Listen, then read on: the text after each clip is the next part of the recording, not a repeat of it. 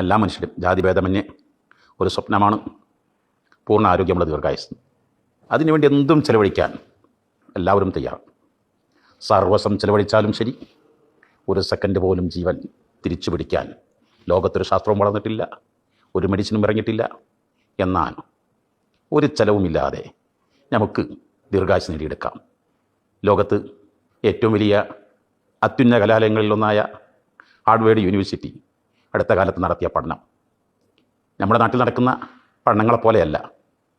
The largest study in the world by Harvard University found that 87 കൊല്ലം നീണ്ടു നിൽക്കുന്ന പഠനമാണ്. 1200 ആളുകൾ നടത്തിയ പഠനമാണ്. ലോകത്തിൻ്റെ വിവിധ ഭാഗങ്ങളിൽ 110ഉം 120ഉം പ്രായം ജീവിച്ച ആളുകളെക്കുറിച്ച് ദീർഘായുസിൻ്റെ രഹസ്യമുണ്ട്. ആരോഗ്യ പ്രവർത്തകർ, ആരോഗ്യ ക്യാമ്പുകളൊക്കെ പറയാറുള്ളത് ദീർഘായുസിന് ഏറ്റവും മർമ്മപ്രധാനമായി എക്സസൈസും അതുപോലെ തന്നെ ഡയറ്റും ഇതെല്ലാം വേണം.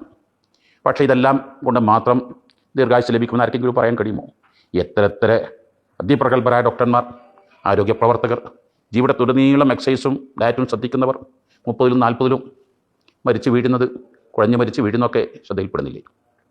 എന്നാൽ ഇതൊന്നും തൊട്ട് തീണ്ടിട്ടില്ലാത്ത എക്സസൈസും ഡയറ്റൊന്നും ഇല്ലാത്ത എത്ര ആളുകൾ 110ഉം 120ഉം വർഷങ്ങൾ ജീവിക്കുന്നു. ഇതാണ് ഈ പഠനത്തിന് ആധാരം.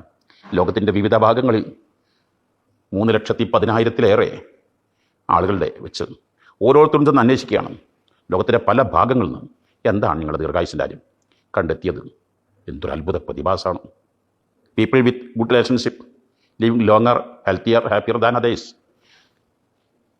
പ്രശ്നബാധിത കുടുംബങ്ങളല്ലാതെ പ്രശ്നരഹിത കുടുംബങ്ങൾ, സൗഹാർദ്ദവും സന്തോഷവും ഒത്തൊരുമയിലും കഴിയുന്ന കുടുംബങ്ങൾ ഇതര കുടുംബങ്ങളെക്കാൾ ദീർഘായുസ്സും ആരോഗ്യവും സമ്പത്തും എല്ലാം നേടിയെടുക്കുന്നു.